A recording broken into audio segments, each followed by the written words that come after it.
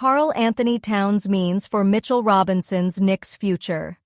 The New York Knicks made a splash by adding Karl-Anthony Towns, bringing a significant upgrade to the roster.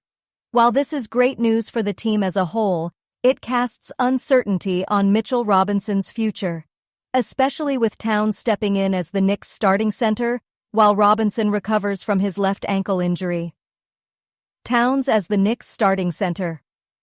When the Knicks begin their season, Karl-Anthony Towns will likely be the starting center, given his experience and versatility.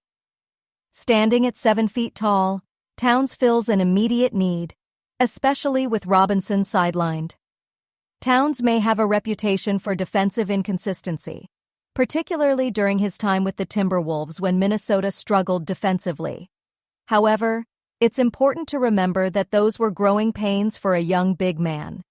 In the 2021-22 season, the Timberwolves ranked a respectable 13th in defensive points allowed per 100 possessions, demonstrating that Towns is capable of anchoring a defense when surrounded by the right pieces.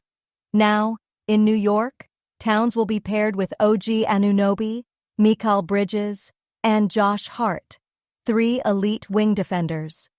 This trio could provide the help Towns needs to elevate his defensive performance. Anunoby, in particular, has the ability to switch on to bigger players, reducing the pressure on Towns to guard opposing centers alone. With this combination of talent, the Knicks could have one of the most versatile defensive units in the league. Robinson's role upon his return. The bigger question is, what happens when Mitchell Robinson returns to the lineup? While Towns has defensive potential, Robinson is already a proven defensive stalwart. He is one of the top rim protectors in the NBA, with a long-standing ability to alter shots, grab offensive boards, and dominate on that side of the ball. The problem for Robinson is staying healthy. He's missed 20 or more games in 4 of his 6 seasons, and once again, he's battling an ankle injury. There is a possibility that Mitchell Robinson's future may not lie as a starter, but rather as a game-changing defensive force off the bench. If the Knicks manage his minutes carefully, much like in the 2021-22 season when Robinson played fewer minutes and had his healthiest year, he could preserve his health while still being a vital asset. By limiting his playing time, the Knicks may be able to reduce the wear and tear on his body, allowing him to dominate in key moments without risking injury. A tougher second unit. If the Knicks move Robinson to a bench role, they will fortify an already strong second unit, featuring tough defenders like Miles McBride, Precious Achiuwa, and Cameron Payne.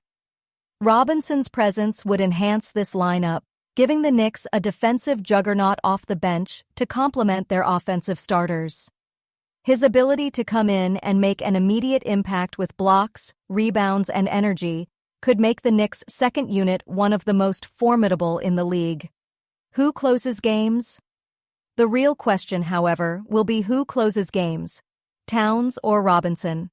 This is something Tom Thibodeau will have to decide based on matchups and game flow. Towns brings offensive versatility and floor spacing that few big men can match, while Robinson offers an elite defensive presence in crunch time. It's a great problem to have for the Knicks, and having the option to go with either player gives the team flexibility depending on the situation.